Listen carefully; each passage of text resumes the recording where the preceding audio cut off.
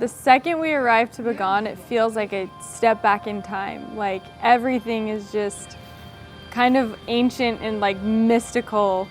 It's like $5 right there. Look how awesome. My gosh, what a dream to be in Haugen. What a dream. Me and Trevor have literally watched so much video and seen so many photos of this place, and now we're here. It is not real. It's so different from what we were seeing just a couple hours ago. We've been invited to this little celebration in preparation for a ceremony that's happening tomorrow for a novitiation. That apparently is a really, really rare thing that only happens once in a family's lifetime. First night in Haugen, and here we are in the heart of the culture. And I can't think of a better way to really immerse ourselves into Haugen than to be here right now. There's no better way to really know what we want to capture than to spend the night partying with the locals. We're here and we're all kind of like hesitant to walk in because it's literally just locals gathered around together watching a live orchestra and watching these people sing, and we're just these outsiders. And the second we get there, the people come and they're like, come in, come in. So we go in, we sit down, they bring us a tray of food and tea and are just so accommodating.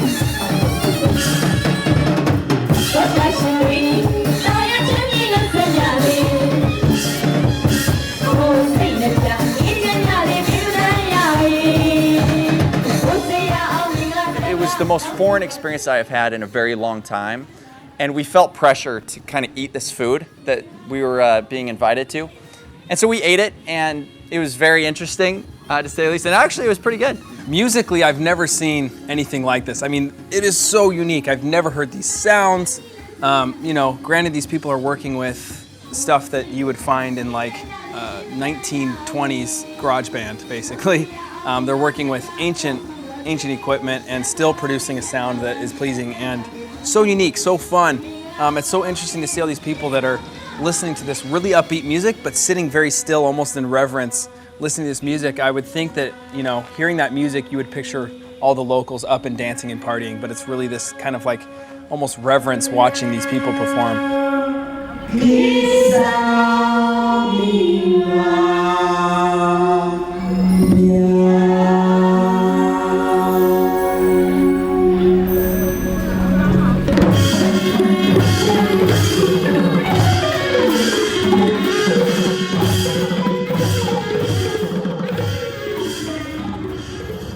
We had time lapse going on here, and then over here we were flying.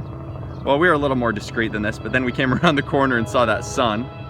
Waking up this morning in Haugen, it was like a dream come true for me. You know, I had watched a film a couple years back called Samsara, which actually really inspired us to come here and film all of these temples. There's 3,200 temples in this valley that are still standing. It's not the smoothest video, you know. Fortunately, we've made some amazing contacts here, and we are filming in a hot air balloon with our full setup, which if anybody's ever been hot air ballooning, they know that it's not easy to get to take up anything really in the air. It's just a liability. Get in front there, but if it comes out and it gets run over by the basket, it's gone. It's gone. Yeah. So you have to take. Okay. Happy with that? Okay. Yeah. Okay. I'm Completely on us. It's on us. We're here and we're with our full setup. It's pretty awkward, but you know, we feel like we're getting some really good stuff. It might not be exactly what we were hoping for, but we really won't know until we go back and watch the footage. Okay, there you go, there you go. You can't see my hand, can you? Okay, go. Okay, you're in focus. Just focus on the shot. Just focus on the shot. Get the door. Down below. There you go, there you go. Oh, that's nice, Trevor. That was good. So Joe had told us that tomorrow there would be a kind of like a parade to finish the celebration that's been going on tonight, and that it would be really colorful and really beautiful, and that we couldn't miss it. So we're seeing all of these animals that are just like decorated, and all of these really colorful pom-poms, and all of these people riding horses and in carriages that are like in gold leaves and umbrellas and just the works. And it's so cool to see. What are the details? Yeah, come in the front. Right here, George. George, right here. Right there. Get up close. Get up close. Right there. Okay, now shoot down the line. Shoot down the line. So Trevor ran back to the van to grab something. Meanwhile, Jordan's trying to man the Ronin by himself, which it's really heavy. And a little side note on Jordan, he kind of has a sweating problem as is. It's so hot here. We're talking sweat burritos. It's not water, that's sweat. Okay. So we're realizing that we're gonna have to visit these temples a couple times today. We've seen 5 temples so far, and now we get to go see them again, which is awesome. But you know, this first time we've just had to walk through and kind of location scout today. We have 1 day in Bagan, and so we had to make the location scouting very quick. We're going through these temples and they are everywhere. Everywhere you look, there's different temple silhouettes, and it's so beautiful. And then getting up close to these temples and walking inside is honestly unlike anything else that I've ever experienced in my life. It's just like taking a step back in time and seeing all of these beautiful, beautiful buildings. Joe has been a dream. I mean, what a difference to have someone who is waiting on you hand and foot, ready to make anything happen, get any talent that you need, get anybody that you need. I mean, he is here and making it happen. Joe is the cutest human ever, and he's just so sweet and is helping carry all of our equipment. He's carrying these heavy tripods, carrying backpacks. Joe is our production assistant. He's our set design coordinator. Oh my gosh, we could not have done it without him. The 3 monks that we were filming with were so cute. Definitely little like preteen boys who were just so ADD, couldn't hold still, couldn't focus. We're just like kind of like bugging each other in between takes and like just messing around. It's kind of been funny directing these kids, but they've really been a joy to work with today. And at the end of the day, have just been exactly what we've been looking for. We're working with 3 very experienced actors here. That's the good thing.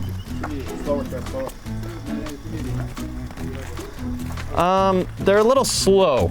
Okay, let's go again. Let's go again. I'd like them to take a line that's a little closer to the camera. Okay. What if we had them do parkour off of it? Yeah. Yeah. Just like grab their foot. Okay. Okay. 1, 2, 3. Go.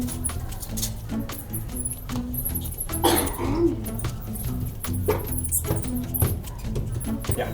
You realize that we're like Let's go. we're like a half foot deep in back crap right here? Yes. Oh my and gosh. It stinks. Yeah. I am just standing in back smell crap. like oatmeal cream pie. It smells like guano cream In my pie. bare feet. Okay.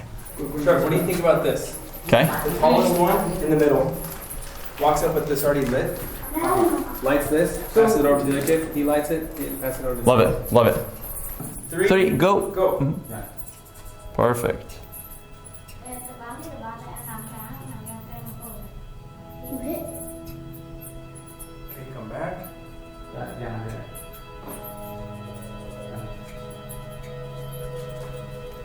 Oh, I'm just gonna let that roll for a second. Wow. Slowly go, Trevor.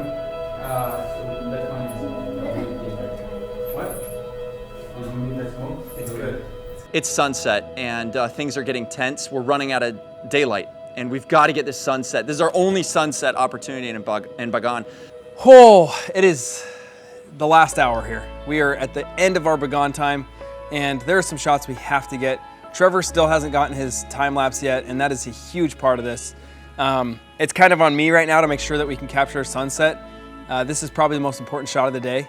Jordan, in the meantime, trying to get the tripod put away, just smashed his finger in the tripod, and it looks pretty painful. And I've got to somehow find a way to get on top of this temple, film with the Haugen, get him in a great spot, and this temple is crawling with tourists. It is the most popular temple to watch sunsets from. It's famous for watching sunsets. The motion time-lapse contraption that we have, it takes some good time, and I couldn't get to the location I wanted to set it up in time, so I missed that opportunity, unfortunately.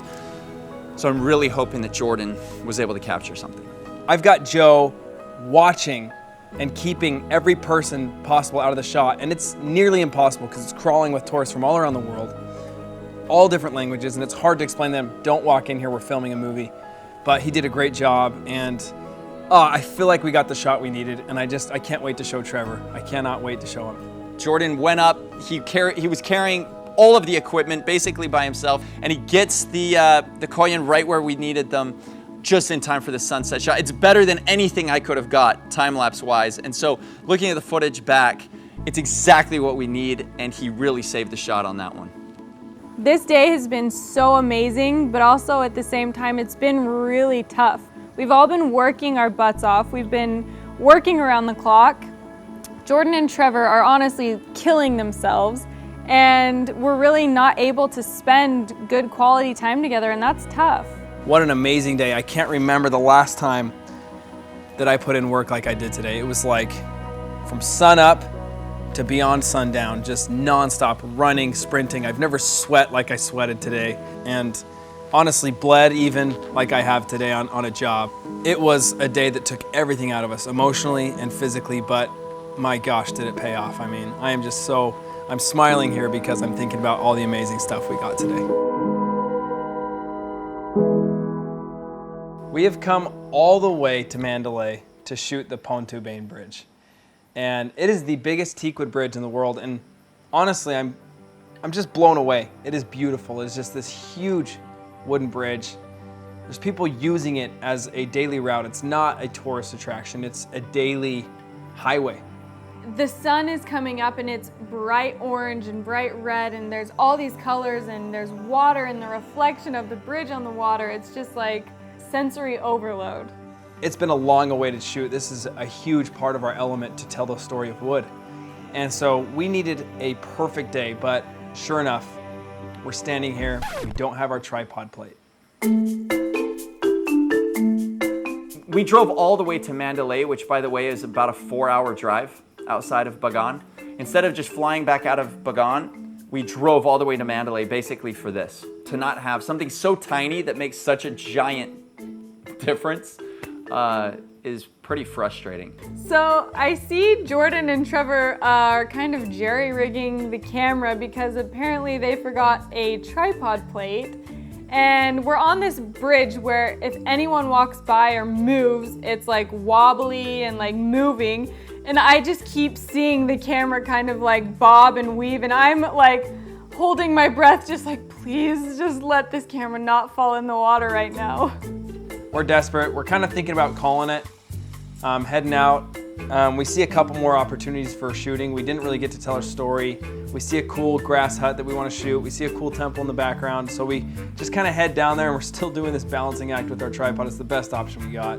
And then, Trevor sees a family living in one of these huts under the bridge, which is perfect. I mean, that's exactly what we were looking for. And we make our way over there, and we're about to start shooting. And I'm looking through some video and just pictures, and I see on the bottom of my camera the tripod clip that they've been needing. And I kind of felt like, oh crap, because it'd been in my hands the whole time and I didn't even notice. So hilarious and frustrating at the same time. Couldn't have been better timing though, because that was when we needed our tripod more than ever. This was our most important part of the Pontoubane Bridge, was telling the story of the people that lived under there. It's just this mom and her 2 kids. And we're shooting them, just kind of a day in the life. She has this small, very humble hut and lives under the Pontoubane Bridge, which was just such a cool, interesting story to tell. Jordan is filming this shot, panning across this scene, across her house. And as he's coming across, he's like, oh my gosh, dude, what would be so perfect if she walked out of her hut right now? Walk out, please walk out, please walk out. Right as he's saying that, she starts walking out of her house, man. So Jordan has had this like telepathic communication going on, because that wasn't the first time that happened. Everything that he was saying that morning, oh man, it would just be perfect if this happened, or if this happened, it just would happen and just unfold in front of us on camera. And so today has just really worked in our favor. Pontoubane turned out to be a success by some miracle. And we're ready to go. All of a sudden, we literally hear this sound that sounds like, man, a swarm of bees, I've never heard a sound like this in my life before, but it's just kind of like this obnoxious hum in the distance. So we're like trekking through someone's crops. I felt kind of bad about it, but we, Veronica and I just follow wherever Trevor and Jordan go. They run off and we follow along. And so we're trekking through. We have people yelling at us like, no, don't run through there. And we just kind of like, we didn't hear you, keep running. And we just see Jordan and Trevor, kind of like honed in on their camera and what they're filming. There is a literal herd of ducks sprinting down this gangway into the water. There's probably 1,000 ducks running down in a line down to the water and being herded by these people in their fishing boats. They've got these huge long bamboo canes and they're smacking the water trying to keep the ducks in line. I mean, literally trying to keep their ducks in a line. We're so excited about this next portion of our trip. And this portion is actually where we're going to wrap up our entire film, and that is in beautiful Krabi. And it is it's green, it's tropical, it's beach. We're ready to get into some clearer air, away from city, kind of get out and be able to breathe and feel that openness again. And the girls, I mean, this is big for the girls. We promised them that we'd have a couple days at the end to do a little vacation. So we're gonna get there, shoot a little bit, wrap the film, and then we're just gonna party a little bit. And so, really looking forward to getting out to Krabi. Security's coming up at the airport again, and we're trying to get out of Myanmar right now. So naturally, there's some serious nerves going on right now, hoping we can get out of Myanmar with our drones without any problems. It's getting close to boarding time. They're ready to close the counter here at check-in, and we've still got all our bags. They're not on the airplane yet. It's a lot of work, and me and Katie checked in successfully, but we're waiting over here. We haven't gone through security yet, and it looks like Trevor's having some kind of a problem. He's not getting away from the counter, and the look on his face doesn't look very good right now. And so I'm just hoping that it's not the drone. I'm hoping that we're not, about to lose that piece of equipment right before Krabi. Veronica is just a few months away from becoming a U.S. citizen, and up to this point, traveling, with a Bolivian passport, it's always iffy, We have to go through a super long process every time we travel, getting visas for every place that we go, and we got to figure this out.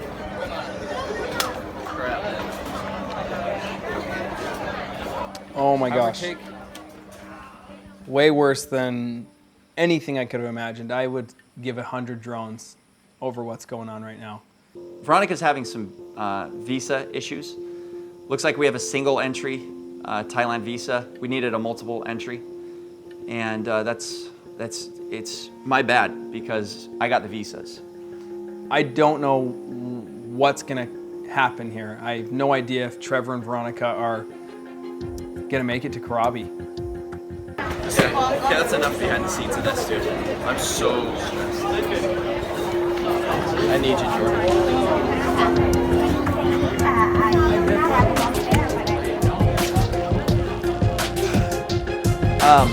Oh my gosh. Apparently there's absolutely no way for Trevor and Veronica to come to Krabi right now, which Veronica and I have kind of been sidekicks through this whole thing.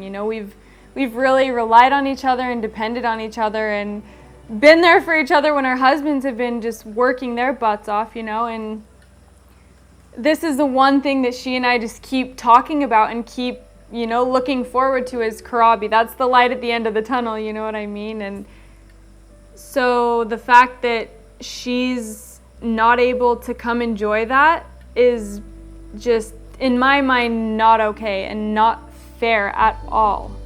The only thing I can do right now is get Jordan and Katie all the equipment they need, because we're stuck right now in Myanmar. Now, I don't know when we're going to be able to get out or how we're going to be able to get out.